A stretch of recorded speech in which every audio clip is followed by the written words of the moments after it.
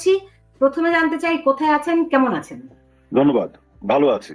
আচ্ছা, আপনি যদিও আমাকে ব্যাখ্যা করেছেন যে আপনি কেন ভিডিও প্রোগ্রামে আসবেন না, তারপর আমার দর্শকদের জন্য যদি একটু বলতেন যে আপনি একজন রাজনীতিবিদ, আপনি একজন খুবই দাপুটে সরকারের প্রভাবশালী প্রতিমন্ত্রী ছিলেন, এবং শেখ হাসিনার শেষ দিনগুলোতে আপনি তার কাছে ছিলেন। একজন রাজনীতিবিদ হয়েও কেন আসলে এখনো আত্মগোপনে থাকতে হচ্ছে, এমনকি ভিডিও কলেও আসছেন না? কারণটি যদি আমার দর্শকদের জন্য একটু ব্যাখ্যা করতেন। এখানে ব্যাখ্যা করার কিছু নাই, এটা আমাদের একটা স্ট্র্যাটেজিক ডিসিশন। এটা পরবর্তীতে প্রথমে তো আমরা চুপ করেছিলাম, তারপরে ধীরে ধীরে আমরা স্টেটমেন্ট দেওয়া শুরু করেছি, এখন আমাদের বক্তব্য দিচ্ছি। বিভিন্ন টেকনিক্যাল কিছু ইস্যুজ আছে, প্রবলেম আছে, আস্তে আস্তে সবকিছুই হবে। এখানে আসলে ব্যাখ্যা বিশ্লেষণে কিছু নাই। জি, এমনিতে 5ই আগস্টে ধরেন দুদিন আগেও কিন্তু আপনি ব্রিফিং গুলো করেছেন, আপনারা যথেষ্ট কনফিডেন্ট ছিলেন। শেষ দুদিনে কি এমন ঘটেছিল? না, আমরা কনফিডেন্ট ছিলাম, কিন্তু আমাদের উপরে যে আক্রমণগুলি হচ্ছিল আমরা কিন্তু মূলত সেগুলো ব্যাখ্যা করছিলাম।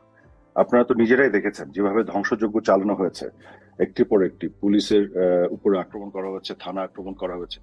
আমরা কিন্তু আমাদের সকল বক্তব্যে একটি জিনিস বারবার বলে এসেছিলাম যে ছাত্ররা যারা তাদের যে আন্দোলনের যে বিষয় ছিল, তাদের যে দাবি ছিল, সেগুলো নিয়ে কিন্তু আমাদের আলোচনা তাদের সাথে হচ্ছিল, এবং তাদের সেই দাবি কিন্তু আমরা বিচারিক প্রক্রিয়ায় সমাধান করছিলাম। আমরা বারবার বলেছি যে ছাত্রদের দাবির সাথে আমাদের কোনো দ্বিমত নেই। আমার অনেকগুলো বক্তব্য আছে, এটা এখন চালালো দেখতে পারবেন। তবে যেহেতু এটা কোর্টের বিষয়, কোর্টের মাধ্যমে আমাদের এটা সুরাহা করতে হবে, এবং আমরা কোর্টে, সর্বোচ্চ আদালতে আমরা ছাত্রদের পক্ষেই, তাদের দাবির পক্ষে আমরা ফাইটটা করছি। কিন্তু আসলে সত্যি কথা বলতে, আর দাবি যাই থাকুক, কোটা বা যেটাই ছিল, দিন শেষে তো বোঝাই গেল যে আসলে তো অন্য ষড়যন্ত্র ছিল এখানে। তো সেই পরিস্থিতি তৈরি হলো। তো আসলে কনফিডেন্সের বিষয় না, আমরা সঠিক তথ্যগুলো তুলে ধরার চেষ্টা করছি মানুষের সামনে, এবং আমরা যেটা আজ করছিলাম যে এখানে একটা তৃতীয় পক্ষের অনুপ্রবেশ আছে যারা এই ধ্বংসযজ্ঞ চালাচ্ছিল, যে কারণে আমরা সবসময় ছাত্রদের ডিফেন্ড করে গেছি যে ছাত্ররা কিন্তু এগুলো করছে না। ছাত্রদের সাথে আমাদের আলোচনা চলছে এবং ছাত্রদের দাবিগুলো আমরা বিচারিক প্রক্রিয়ায় সমাধানের চেষ্টা করছি। কিন্তু যখন এর মধ্যে একটার পর একটা আক্রমণ আসলো, ধ্বংসযজ্ঞ চালানো হলো, তারপরে 16 তারিখে 6 জনের মৃত্যু ঘটে গেল, আমরা তো পুরো শকড হয়ে গেছিলাম। মাননীয় প্রধানমন্ত্রী তখন জাতীয় উদ্দেশ্যে ভাষণ দিয়ে বললেন, সবাইকে সতর্ক করলেন, অভিভাবকদের সতর্ক করলেন, শিক্ষকদের করলেন যে উনি খুবই উদ্বিগ্ন ছাত্রদের নিরাপত্তা নিয়ে, কারণ কারা মাঝখানে ঢুকে পড়ে এই ঘটনাগুলি ঘটাচ্ছে, কিভাবে ঘটাচ্ছে। তো এগুলো নিয়ে আমরা একটু চিন্তিত ছিলাম তখন। ঠিক আছে, বুঝতে পেরেছি, কিন্তু মানে শেষ দুদিনের ঘটনাক্রমটা আমরা কিন্তু জানি না যে শেষ পর্যন্ত কি হয়েছিল। ধরেন শেখ হাসিনার ভারতে চলে যাওয়ার সিদ্ধান্তটি কখন হলো, তখন আপনি কোথায় ছিলেন এবং কিভাবে করে আপনারা সেফ এক্সিট পেলেন?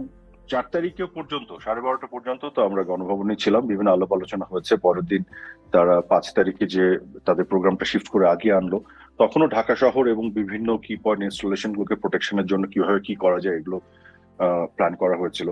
কিন্তু 5 তারিখে আসলে ওই ধরনের আসলে 4 তারিখে কিন্তু মাননীয় প্রধানমন্ত্রী বেশ কয়েকবার বলেছিলেন যে না, আমি এত লাশের উপর দিয়ে ক্ষমতায় থাকার দরকার নেই। এই যে অনুপ্রবেশ যেটা করেছে তৃতীয় পক্ষ, এবং যেটা এখন আমরা ম্যাটিকুলাস ডিজাইনের অংশ হিসেবে শুনছি, তো সেগুলো নিয়ে উনি খুবই উদ্বিগ্ন এবং খুবই মানসিকভাবে খুবই ডাউন ছিলেন। তো যাই হোক, তো 5 তারিখে যেটা আমি জেনেছি, 5 তারিখে তো আমি ঢাকাতেই ছিলাম, তো আমি যেটা জেনেছি যে ওনাকে যে প্রিপারেশন ছিল পুরো সব ঢাকা শহরের সকল এন্ট্রি পয়েন্ট, এগুলো একটা ডিফেন্স সিস্টেমটা করা হয়েছিল যাতে কোনো ধরনের গোলযোগ বা এই ধরনের কিছু না হয়। তো মাননীয় প্রধানমন্ত্রীকে যে বলা হয়েছিল, আমি যতটুকু জানি যে হয়তো এটা প্রোটেকশনের জন্য অনেক মানুষ আরো মৃত্যুবরণ করতে পারে, তখন তিনি এটাকে নাকচ করে দিয়েছেন। উনি বলেছিলেন যে এভাবে উনি ক্ষমতা থাকতে চান না, এবং তখন তিনি বলেছিলেন যে উনি পদত্যাগ করবেন এবং বঙ্গভবনে যে উনি সেটা হস্তান্তর করবেন, এবং 2 দিন সময় নেবেন পরবর্তী সরকার যারা আসবে, তারপর উনি টুঙ্গিপাড়ায় চলে যাবেন। এই একই বিষয় উনি 4 তারিখেও বেশ কয়েকবার বলেছিলেন, আমার নিজেরও মনে আছে, আমিও ছিলাম, যে উনি আর থাকবেন না, উনি টুঙ্গিপাড়ায় চলে যাবেন, উনি শেষ জীবন ওখানে কাটাবেন, এরকম একটি বিষয় ছিল। কিন্তু যেটা হলো যে 5 তারিখে যখন উত্তরা দিক থেকে আসলে ছেড়ে দেওয়া হলো, এবং তারপরে মাননীয় প্রধানমন্ত্রীকে এসে বলা হলো যে না, মব চলে আসছে, এবং মাননীয় প্রধানমন্ত্রীকে যদি তারা গণভবন থেকে রিমুভ না করে, তাহলে এসএসএফ এবং পিজিআর এর যে অব্লিগেশন আছে, কনস্টিটিউশনাল অব্লিগেশন, তাদেরকে কিন্তু গুলি ছুটতে হবে, এবং মাননীয় প্রধানমন্ত্রীকে ওখান থেকে শিফট না করলে সেক্ষেত্রে দেখা যাবে যে আবার ক্যাজুয়ালিটি হওয়ার সম্ভাবনা আছে। তো তারা একটা হিসেব করে বললো যে 45 মিনিটের মতো সময় পাওয়া যাবে, মব এখানে আসছে। তো তখন উনি বলেছেন ঠিক আছে, উনি যদি বঙ্গভবনে না যেতে পারেন উনি টুঙ্গিপাড়ায় চলে যাবেন।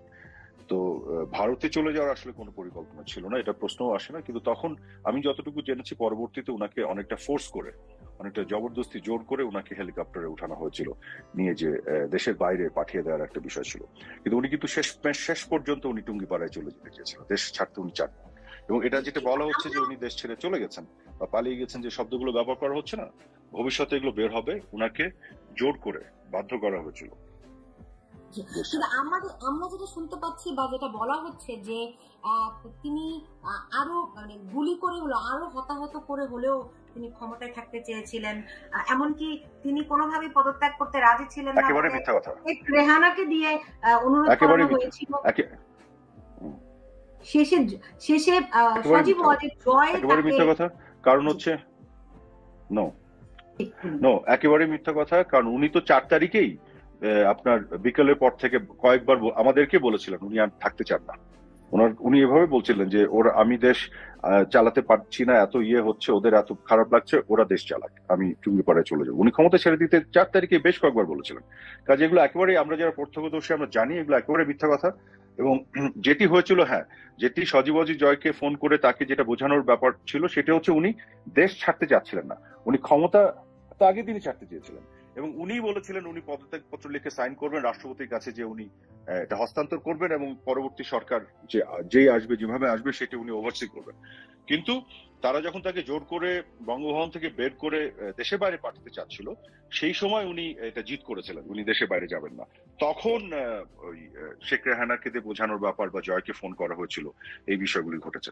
কিন্তু আগের দিনও 4 তারিখ উনি বারবার বলেছেন উনি থাকবেন না, এবং উনি বারবার একই কথা বলতেন উনি টুঙ্গিপাড়ায় চলে যাবেন। আমরা বরং 2-1 জন বলেছিলাম যে আপনি টুঙ্গিপাড়ায় চলে যাবেন, ক্ষমতায় থাকবেন না, ওরা তো আসলে আপনাকে হত্যার পরিকল্পনা করছে।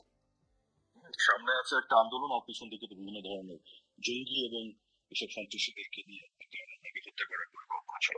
তো এই ধরনের অনেক কমপ্লিকেটেড একটা সিচুয়েশন ছিল 4 তারিখ 5 তারিখে পুরোটা মিলে। তো এইগুলো সত্য আস্তে আস্তে ধীরে ধীরে বের হবে ভবিষ্যতে।